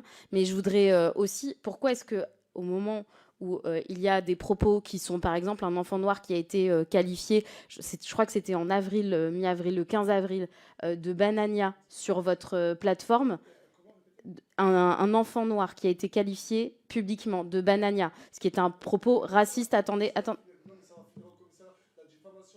Attendez, monsieur. Vous écoutez Monsieur, les questions. Monsieur, Tout le monde garde son calme. Et attendez. Attendez. Alors déjà, je vous préviens quelque chose. Toutes les paroles prononcées par un parlementaire dans l'enceinte de l'Assemblée sont couvertes par l'immunité parlementaire et non susceptibles. Oui, bien sûr. Voilà, ça s'appelle l'unité parlementaire. Donc non, mais Monsieur Sari. D'accord. Ici, c'est moi qui je le redis. Je vous demande d'attendre qu'elle ait fini sa question pour lui répondre. Si vous n'êtes pas d'accord, vous attendez qu'elle ait fini et vous répondez ensuite. Madame Balage. Merci beaucoup, Monsieur le Président. Donc, on a ce propos qui est raciste, qui est publié sur vos réseaux. Un autre moment, et là vous parliez tout à l'heure d'une scène le 2 avril sur la plateforme Twitch. Je le rappelle, votre plateforme Twitch qui est interconnectée avec TikTok, etc., notamment vos lives. Donc, vos lives étaient bien sur la plateforme TikTok. Est-ce que, à un moment donné, quand vous êtes dans cette banalisation des processus de harcèlement, notamment à l'encontre de jeunes filles, est-ce que vous vous souciez de la santé mentale des personnes qui interviennent, que ce soit dans la vraie vie ou dans des mises en scène, des personnes qui interviennent dans la production de vos contenus et également dans les personnes qui peuvent les voir à travers ce contenu, de ce que vous appelez le drama, qui est en réalité la banalisation de la violence, vous êtes en train de contribuer à la banalisation de cette violence qui a en cours ensuite dans la vie réelle. Vous le faites en réel, mais c'est aussi dans des familles qu'elle peut se produire parce que vous leur donnez une forme d'imprimatur. Vous savez, un couple qui se sépare, c'est un drama. Pas besoin d'avoir un harcèlement. Demain, je ne suis plus avec ma femme, je l'annonce, c'est un drama. Pour moi, la définition d'un drama, désolé si ce n'est pas la bonne, mais si demain je me sépare de ma femme, c'est un drama. Maintenant, je vais... et laissez-moi juste après répondre. Est-ce que vous pouvez, parce que je sais que vous êtes couvert ici, on peut insinuer tout, accuser tout, et vous créez pose des questions, Monsieur Sari. D'accord. Non, l'accuser, c'était pas une question. Attention. Vous pouvez répéter ce que Fares, le vidéaste, a dit à ce jeune-là? Vous pouvez me le répéter? Il a insulté de Banania, il lui a dit tu es un Banania? Alors, moi, je n'ai pas parlé de ce monsieur dont vous prononcez le nom. Et j'ai évoqué un acte qui s'est déroulé le 15 avril. Je ne vous pose pas la question sur cet acte précisément. De la même manière, je vous demande de ne pas contourner la question qui terminait mon propos. C'était, avez-vous conscience que vous contribuez à la banalisation du harcèlement physique ou psychologique? Vous prenez soin de la santé mentale des personnes qui interviennent dans votre vie là. Ce sont mes deux questions et elles sont simples et je vous demande d'y répondre. Ok. En fait, avant vos questions, vous portez des accusations. Vous dites, j'ai le droit de répondre, j'ai le droit d'être libre de... Vous pouvez être précis. Est-ce que j'ai le droit ou on doit me dicter ce que je dois dire? Non, mais alors moi je vais vous dire, parce que je viens de regarder la vidéo en question. Mais j'ai pas pu placer 4 mots. Non, mais vous allez pouvoir y répondre, mais je dis juste que dans la coupez. vidéo, la personne qui est à côté dit ramener un banania. Voilà. Donc c'est hyper important de remettre les choses dans leur contexte. Sinon, c'est ça. Cette même personne-là qui a subi un harcèlement que vous défendez aujourd'hui. Cette même personne-là. Donc si là, Monsieur le Président n'aurait pas remis les choses à leur place, il aurait peut-être mangé une deuxième vague Il y a d'harcèlement quand et même de quelqu'un qui menacement. dit ramener un banania avec un Non, petit non, non, garçon mais vous noir. savez ce que c'est. Oui. Vous savez ce que c'est le banania? Alors dites-nous. Ah, vous savez pas? Dites-nous. Peut-être qu'on n'a pas bien. Chocolat chaud. En fait, cette personne-là, mais faut regarder la vidéo. Vous l'avez vu la vidéo ou pas? En fait, cette personne-là, c'est un jeune qui s'appelle Amadou, qui est un créateur de contenu avec RFK. Il a 6 ans. Il est adorable. Hein. Et moi, je n'étais pas présent dans la pièce quand ça s'est passé. Comme vous, pas comme certains peut-être ici, j'ai regardé la rediffusion. D'accord? Je n'étais pas présent. Et quand j'ai regardé la rediffusion, il y avait du champomis, je crois, posé sur la table. Et le petit Amadou voulait en boire. Voulait en boire. Vous voyez, Et lui, il a dit non, c'est comme de l'alcool, ça ressemble à de l'alcool. Il a dit ramenez-lui du banania en parlant du chocolat, qui est aujourd'hui accessible partout à Leclerc. Et il a fait ensuite une vidéo où il s'est excusé, où il a dit qu'il ne connaissait pas le passé, tout comme moi. Je suis pas né avec. Mais je réagis à ce que vous me dites. Non, mais donc là, on a répondu sur le premier point. On a mis les choses au clair. Madame Monsieur le Balage. Président, excusez-moi de vous couper. Elle porte des accusations. Non, mais J'y en fait- réponds, elle me dit je Oui, me mais- défile. Non, attendez. Mais moi, qui On me va lui protège? redonner Moi, j'ai la- pas d'immunité, moi. Excusez-moi, Monsieur Sarri. On va lui. Vous avez répondu sur le point que vous estimiez devoir préciser sur la question du contenu Très des important, propos. sinon il allait subir un autre Mais, harcèlement. Madame, Je je, vous crois le que la dis. question de Madame Balage était plus large que ça, Madame Balage. Je vais la répéter pour la 3e fois.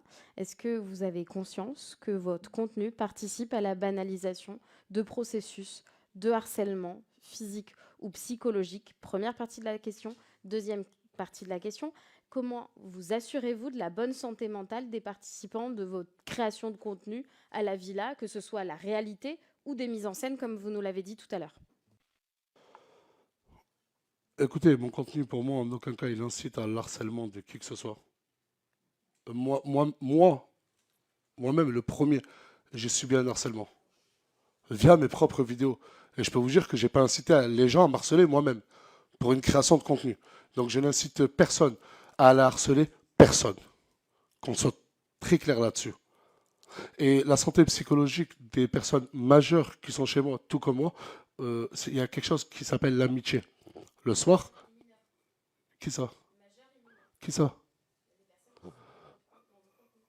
Mais de quand ça vous parlez-vous? Mais parce que attends, mais il faut être précis. Mais parce que Leïna, elle est partie il y a déjà 4 mois. Si on parle à l'heure actuelle, nous on avait que, je crois, Leïna et une autre personne, mais après c'est des petits du quartier. D'accord. Vous devez connaître. Alors, oui. Leïna, elle est partie il y a déjà des mois où elle n'est plus avec nous, et même quand elle était là, elle ne vivait plus sous mon toit, tout simplement. Et il y a quelque chose qui s'appelle l'amitié. Quand moi je vais santé, parce que moi aussi j'ai une santé mentale, vous savez, je suis humain, je ne suis pas un robot. Je suis peut-être un influenceur, mais j'ai moi aussi une santé mentale. Moi aussi j'ai des burn-out et moi aussi peut-être j'ai des idées noires. Et vous savez, mes amis se soucient de moi parce que ce n'est pas que des personnages, comme vous dites. On est aussi amis. Et le soir, on essaye tous de se remonter le moral. Donc, est-ce que je contribue à la santé mentale de mes amis qui travaillent avec moi? Oui. Cette jeune fille qui a montré ses seins à la suite de la vidéo sur le live Twitch, ok, ça a fait des millions de vues. Comment est-ce que vous la protégez? Tout simplement, quand Asia, plus précisément, a fait ça, déjà, j'ai essayé de comprendre pourquoi elle a fait ça. Et Asia n'est pas mineure, vous le savez qu'elle n'est pas mineure. Oui, et c'est une femme libre, Asia. Si elle a envie de montrer ses seins, quel homme va lui dire de ne pas le faire? Désolé. J'ai essayé de comprendre pourquoi elle a fait ça. Et ensuite, Asia, pour éloigner l'harcèlement futur qu'elle allait subir, je lui ai conseillé fortement, parce que je lui ai acheté une tablette, de ne plus aller sur TikTok, de ne plus regarder les vidéos, de ne plus regarder les commentaires des gens qui vont l'insulter. Je le jure que toutes les personnes qui sont à côté de moi, je passe mon temps à les rassurer. Parce qu'eux-mêmes ont leur propre réseau. Vous savez que ceux qui m'entourent ont aussi leur compte TikTok à des millions de followers. Et des fois, ils subissent un harcèlement dû à leurs propres vidéos qu'eux-mêmes postent sans Alsace. Et on se protège mutuellement, on se rassure et on se dit que c'est rien. Mais je vous jure que on n'incite pas au harcèlement. Je ne dis pas aux gens, allez harceler une telle ou un tel. Au contraire, toutes les personnes qui ont même pu cracher sur mon dos sur les réseaux, si vous me connaissez de loin ou de près, je ne leur ai jamais répondu. Et vous savez pourquoi? Parce que je suis conscient des millions de personnes qui m'apprécient. Oui. Alors, ce soir, il y a, si j'ai bien compris, pas mal de personnes qui suivent d'ailleurs cette audition en direct sur des canaux comme Twitch, hein. Donc, ce qui montre aussi que l'Assemblée, qu'il y a un intérêt pour cette audition. Donc, moi, pour finir, je ne sais pas s'il y a encore des collègues qui ont des questions, mais une question à 2 niveaux. Et ça sera la dernière. C'est la dernière. Mais, bien sûr, c'est la dernière question. Vous avez une responsabilité particulière et vous le reconnaissez parce que vous êtes suivi par des millions de personnes, y compris sur TikTok, même si ce n'est pas la plateforme sur laquelle vous tirez le plus de revenus. Est-ce que, d'une part, vous avez un message à passer à ces personnes-là? Et deuxièmement, est-ce que vous reconnaissez que par le système que vous avez contribué à créer, avec des jeunes qui vivent chez vous, etc., avec la diffusion en direct de tout ça, etc., vous n'avez pas quand même contribué à créer aussi du mal-être chez certains, ou en tout cas à l'amplifier, ou à diffuser des contenus qui peuvent choquer certaines personnes? Voilà. Excusez-moi, je me souviens toujours de la dernière question et pas de la première. Alors, la dernière question, c'était est-ce que vous reconnaissez que vous avez du contenu qui a pu choquer par le système que vous avez contribué à créer? Elle est assez simple. Et le deuxième question, et vous pourrez finir par la première, est-ce que, pour finir cette audition, en guise de conclusion, vous avez un message à passer aux jeunes, voilà, à passer aux personnes qui nous regardent? Ok. Non, moi, écoutez, toute personne qui vient chez moi, je ne leur ai jamais demandé de faire des milliers de kilomètres ou des centaines de kilomètres pour venir chez moi. Quand ils viennent avec une idée précise, c'est de devenir créateur ou créatrice de contenu. Quand je filme des personnes, écoutez, si on est suivi aussi par autant de millions de personnes, beaucoup disent qu'on est attachant. Parce que depuis tout à l'heure, on parle que du côté, pour moi, à mes yeux, minime et néfaste, mais on ne parle pas aussi de l'amour qu'on rejette. Ces mêmes personnes-là, aujourd'hui, moi j'ai arrêté, elles sont presque toutes retournées chez elles. Elles me le disent, elles retournent tous avec des bons souvenirs. Et aujourd'hui, elles continuent même sans moi l'activité d'influenceur. Donc, je ne pense pas y contribuer. D'accord? Sinon, dans ce cas-là, je ne peux plus filmer qui que ce soit, ou même moi. Et si j'ai un conseil à donner à toute personne qui veut se lancer sur les réseaux, vous ne lancez pas sur les réseaux. Merci. La séance est suspendue. Prochaine séance, jeudi prochain, 9h, avec l'audition des salariés et responsables de TikTok France.